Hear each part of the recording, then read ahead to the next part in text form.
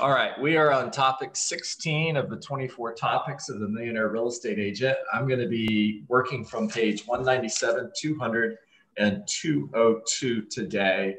And rather than going back and forth to share, I'm just going to go ahead and share my screen. I want you guys to be able to look at what I'm looking at as I'm speaking. And there we go. Okay, so let's start on page 196, top of the page. From your first hire to your last, the key to knowing which people to bring on board and what skills they should have on their resumes is to have a detailed organizational model. So if I'm starting with my lead admin, this person here, this is my first hire, I need to know, first of all, who's my first hire? And I don't know that if I don't have an organizational model. So begin with the end in mind. No matter where I am in my real estate business, you're looking at the end. If I'm starting out brand new, this is my destination. This is your destination. And unless you have this, you're not going to know what the end looks like. Now, Gary goes on to say in the middle of the page, there are 3 distinct areas of staffing: administrative. That's this group here in the middle. This is your foundation. Marketing and administrative manager, transaction coordinator, listing manager, telemarketer, lead coordinator, assistant, and runner. The second key area that you're going to focus on is your lead buyer specialists. And the third key area is the listing side of the business. Administrative help is at the heart of the organizational model. So I'm taking notes. I'm going to write, my administrative assistant is the heart of my organizational model. Hire the right person in that role and everything else changes. Hire the right person in that role and they can actually hire the rest of this group. You don't have to hire the next admin or the next or the third admin or the fourth. Your lead admin does all the hiring for you. So administrative help is at the heart of the organizational model of the Millionaire Real Estate Agent. Only after a solid administrative staff is in place do we begin to even think about hiring buyer and seller help. Now here's what Gary Keller is saying, guys. Focus on this person first. When you've got your business to a point where you're ready to hire your first hire, your administrative assistant is your first hire. Now, if you hire the right person, they should give you the opportunity to plus 24 your business. Because now instead of spending 2 hours a day on your 20%, you're spending 6 hours a day on your 20%. And if you spend more time on your 20%, if you spend more time in lead generation, more time face-to-face with buyers and sellers, more time taking listings, more time negotiating and executing contracts, and more time practicing and role-playing your scripts, are you going to be more productive? Yes. Yes, yes, yes, yes. And Michael Topo, you and I have been coaching now for 4 years. And if you came to me and said, John, I want to double my business, my response to you would be double your time in the Legion. 20%. 20%. It's just that it's just that simple. Want to double your business? Cool. Double the amount of time you're spending in your 20%. Now, how do you know how much time you're spending in your 20%? Well, we talked about this maybe last week. Could have been the week before. I don't know. It all blends. And track what you do every day. Track what you do in 15-minute increments. Carry a spiral notebook with you, and every 15 minutes, write down what you did. And at the end of the day, the question is, how much time did I spend in my 20%? And most of you are going to find that you're spending very little time in your 20%. So you want to double your production, double the time you spend in your 20%. How do you double the time you spend in your 20%? hire the right person here. Now, when you do that, they're going to give you an opportunity to plus 24 your business. And here's where most people go wrong. The next hire, they look for this person. They say, okay, I'm ready to hire a buyer specialist. If I hire the right buyer specialist, let me pause on that for a moment. The key to hiring the right administrative assistant and the right buyer specialist is to follow the career visioning model. And if you haven't taken career visioning, get that on your to-do list. It is a class that is available through Keller Williams University. Gary Keller says that we should take CV, career visioning, how many times? Does anybody know the answer to that? 12. There it is, 12. That's the answer. So you want to build a successful real estate business? Read this book 12 times. Take career visioning 12 times. Why did Gary Keller make the move that he made yesterday? Well, he made the move that he made yesterday because doing the job of CEO took him away from his number one thing, which is hiring talent. It's always been Gary Keller's number one thing, hire talent. So if I go out and hire this person and I hire the right person, now I'm at 12, 24, and at least 36, if not 48 deals. And what's going to happen is this person is going to be overwhelmed. And this person and this person are going to start talking to one another and saying, you know what, this guy doesn't know what he's doing. Let's go out and start our own company. It would be kind of like opening up a restaurant, having a successful restaurant, and because you're successful, you decide to add 50% more tables to the dining room. In other words, you're focused on the front of the restaurant or the front of the house, not the back of the house. And you add 50% more tables without adding more kitchen help. What's going to happen in the kitchen? Overwhelmed. They're going to get overwhelmed and they're going to walk out on a Friday night in the middle of a rush. And anybody who's ever worked in the restaurant business, if you're like me, been there, done that, right, Bob? Oh, yeah. Yeah. The last Bob, 6 years. you know, Bob, am I telling the truth? Oh, yeah. Absolutely. There you go. Are you surprised day one that we're having a conversation on building a real estate business that lines up with the restaurant business? Not too much. Not too surprised. Not surprised at all. So your third hire or your second hire is not a buyer agent. It's either a lead coordinator or a listing manager. Now you're creating a foundation that is going to enable you to go hire this person. So my first hire is an administrative assistant. My second hire is another administrative assistant. Now I have the foundation to add 24 sales from the buyer agent. Back to the restaurant, before I add 50% more tables in the front of the house, I'm going to add more kitchen help in order to build a foundation to handle the rush. Is this making sense, guys? Please, yep. Somebody say yes. Cool. Yes. All right. So administrative help is at the heart of the organizational model of the Millionaire Real Estate Agent. Only after a solid administrative staff is in place do we begin to even think about hiring buyer and seller help. Your primary focus under leverage from the start of your career until the end, words matter, so pay attention. This means it never stops. You never get to a point where you say, okay, I've got that. I don't have to focus on it anymore. Your primary focus under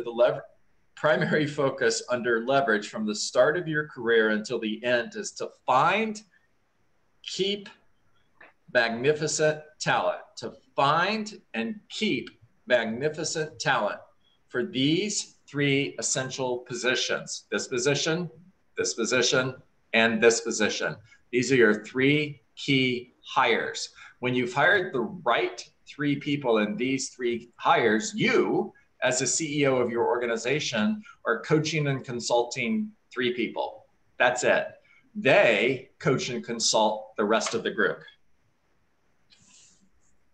If you have extraordinary talent in all 3, your chances of becoming a millionaire real estate agent are greatly enhanced. Everybody on this call could build a business that generates $1 million a year in commissions. All you have to do is follow the model. You could be just 3 exceptional hires away from having the business of a millionaire real estate agent.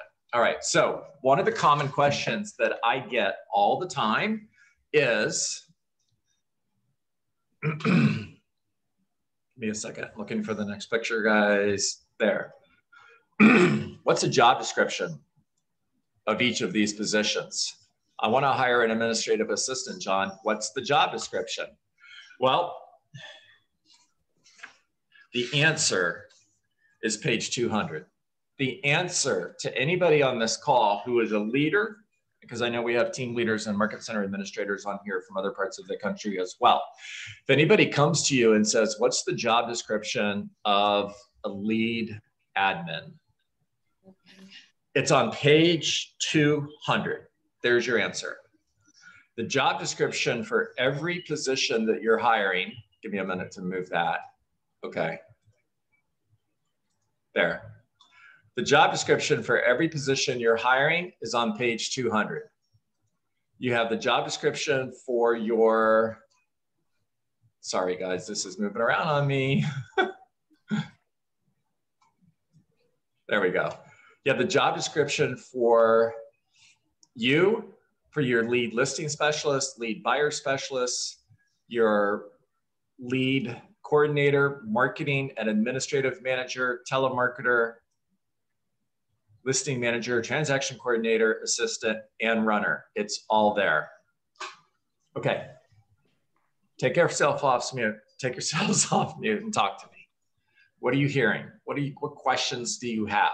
Where are you on this journey? When are you ready to hire your first assistant? How do you know? John, after your first admin assistant and you hire your second admin assistant, how many transactions does that increase by? At least what, according to the MREA? Love that question, Camille. Love that question. I want at least plus 12. Now, if my average commission is $10,000, that's also adding $120,000 GCI. And if I'm paying that second administrative assistant $24,000, for example, then that's roughly 20% of the GCI that's being added to the organization. But it's not the total GCI, because if you hired the right first assistant, you're now at least doing 24 deals, at least 24 deals. So plus 12 is 36, $360,000. 10% of that is $36,000. In the budget model for salary is 12%. So my question, John, is I was hoping to see a really good job description for your first hire for the administrative assistant. Okay. Because I was getting ready to write an ad. So is there one here, or is it just me making a list of all of the things that I want off my plate? Excuse me. So Nadine, start with going to page 200. Okay. Okay. The next thing that you would do is go to KDB Connect. Okay. And you have job descriptions for every position in the organizational model. Thank you. Absolutely. John? Guys, KDB Connect is on command. Love your shirt, Diane. KDB Connect is on command. So Nadine, just go to your platform. All right. And all the information you're looking for is right there. Great, thank you. Yeah. And there's one more piece here. You would have your market center send Everyone who fits the description of what you're looking for, a KPA. Now, what I'm looking for if I run an ad for an administrative assistant is I'm looking for about 100 resumes. And I'm going to call the ones I like. So I'm going to go through every single one of the resumes and I'm going to eliminate everyone that doesn't fit my missing persons report. Now, a missing persons report is part of our career visioning process in which you are going to write a description of the person you're looking for. Now, when you get those resumes, you're just going to go through the resume and ask yourself, do they fit the missing persons report? And you're going to be shocked because out of 100, maybe 10 of them will. Mm-hmm. Some of them won't even come close. And you're going to ask yourself, did they even look at the ad? And call the ones that fit the description, interview them over the phone. Should only take about 10 minutes. And based on those conversations, pick 5 that you like and send them the KPA.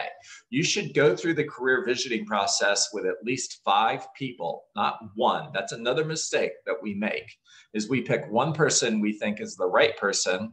We have a KPA completed on that person, and then we go through a career visioning process with that one individual, which if you've ever done this, it's going to take approximately 4 days to complete the validation process of the KPA, and it's going to take a lot of time, and it's very tempting to hire somebody that isn't perfect for the role because you have so much time invested. And you're like, well, they've got this issue and this issue, and this showed up on my validation that says they're probably not the right person for the job, but I can fix them. We can't fix people. If you're taking notes, please write that down. You can't fix them. Listen, I don't care how hard you work with Lucy. She's never going to be a dog. I tried. I'm never going to be a market center administrator. If I had Christine's job or Ryan's job, I would have gotten fired in the first 30 days, or I would have put the company out of business. Exactly. I'm only good at one thing. Thank goodness for me, I'm doing it. On the KPA, I'm an 11% match for the market center administrator, which means I pretty much suck. John, right. I had a question. Yes. The career visioning, or what you were saying, the KPA, what is the KPA? I'm sorry. Keller Professional Assessment. Okay. So and then, prior to the KPA, we used the AVA, which is a bolt-on technology that we paid for. And Gary Keller's a visionary and he's super smart. So he created his own version of the AVA. And the AVA wasn't specifically speaking to job titles at Keller Williams either. Okay. And the next question is, if you're looking to hire someone part-time, you would still put them through this process, or you would, no matter what? Like, hey, I'm not hiring anybody without going through this process. Okay. I'm not hiring a runner. I'm not hiring somebody to put signs in my yard. Matter of fact, you want to hire a CPA, KPA them. Make sure they're the right CPA. This isn't just for your organizational model at Keller Williams. This is every person that you choose to get in business with. A couple of people in the chat made some really good comments. So thank you, Mindy, and thank you, Martha. 100%, the numbers I'm using are based on South Florida. If you're in New York and the market, the going rate for an administrative assistant is $48,000, then that's what you're going to pay them. You're not going to find talent otherwise. Hopefully you've got an average price that supports a greater GCI that allows you to stay in the model. And in most cases you do. John, what's the difference between what you're describing, because I don't have this book yet, and really the brokerage?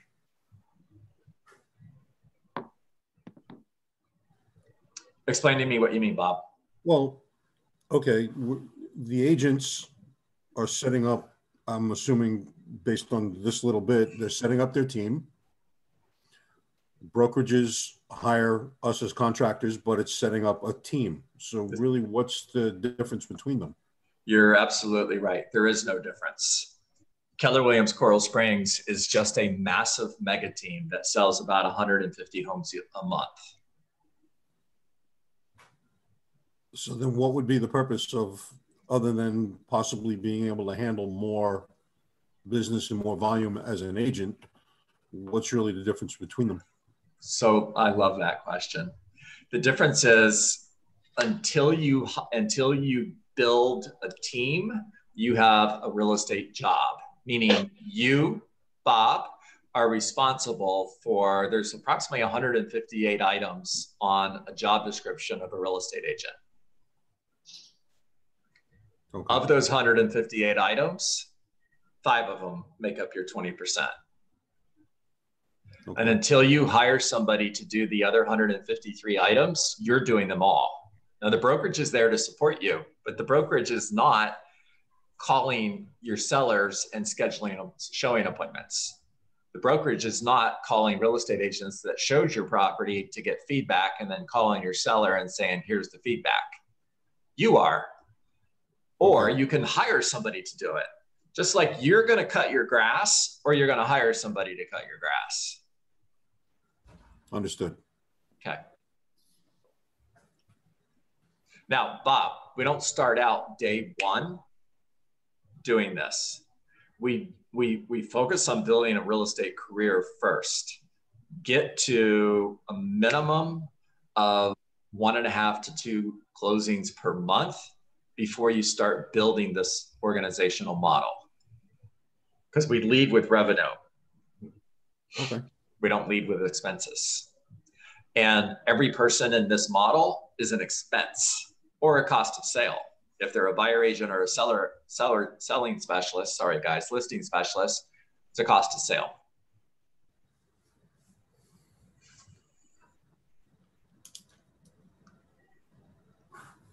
Two more. Hey, John, how you doing? It's David. David, good to see you. Good to see you as well. Yeah. And I know that they're working on a second version of the MREA. And where would you say showing assistants would go on there as well? And would you also recommend having an admin or two to also bring on showing support? Love that. Love that. Showing assistants are level 2, 2B. So if you go to Keller Inc., you can download the new organizational model. You can download basically the new version of the Millionaire Real Estate Agent.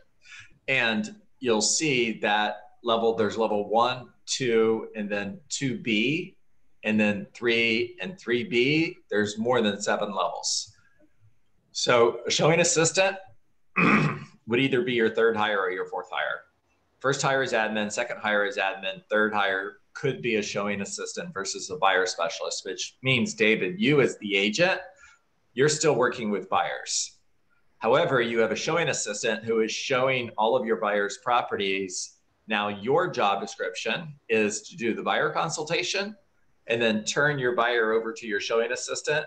They set up the showings, they show the properties until the buyer has narrowed it down to their top 2 properties, and then you get back involved with your buyer, help them determine which one they're going to make an offer on. You write the offer, you negotiate the contract.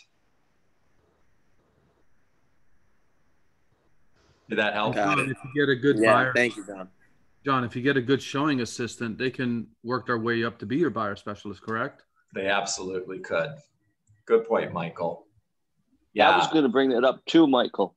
John, same thing is that you got variables on your buying and listing specialist because they're probably on a part of commission basis. However, when you get to like your middle section, which is your straight expense, I'm going to say you have to decide what people are career development path and what people are cast in bronze, so to speak. So a runner could be somebody who wants to be an agent someday. Could even be somebody in high school who you're developing. Yeah, good stuff. It's the difference between hiring cul-de-sac talent and capacity talent. Cul-de-sac talent is somebody who is talented for the role you're hiring them. Capacity talent has the opportunity to grow beyond that position. So I'll close with this. When I started my real estate career, I started as a listing specialist. Gary Ubaldini of the Gary and Nikki team in Clearwater, Florida, hired me back in 2002 as a listing specialist for the Gary and Nikki team. Now, I had never sold a house and I was not proven talent. Proven talent is somebody who has already succeeded in the role. However, Gary thought, and fortunately for Gary and fortunately for me, he thought I was someone who had capacity talent and I could grow beyond the role, which I did. Succeeded at a very high level as a listing specialist, by the way. That was a great opportunity and I made a lot of money and had a lot of fun. And then I built my own team and eventually went on to become a team leader, of course. Now, if I was cul-de-sac talent, I wouldn't be talking to you right now. Right. Okay, guys, it is 8:35. It's time to get to work. And what is work? Work is 20 conversations. It's the first domino. Focus on that first domino. Knock over that first domino every single day, and you're creating a geometric progression, which means the next domino is 50% higher, and the next domino is 50% higher, and the next domino, and eventually you're at the moon. And your first domino every single day is lead generation.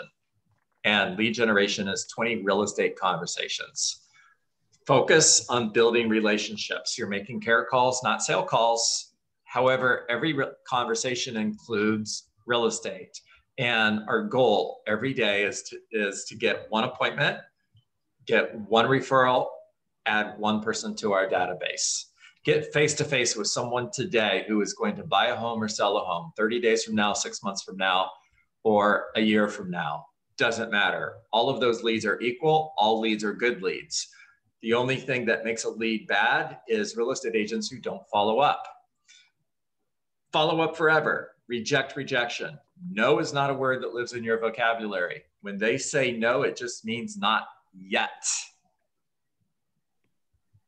All right. Make it a great day, everybody. Thank you. You too. Take it easy. Thanks, John. Thank you. Happy Thank you. Thursday. Thank you, John. My pleasure, Thank you, guys. John. My pleasure.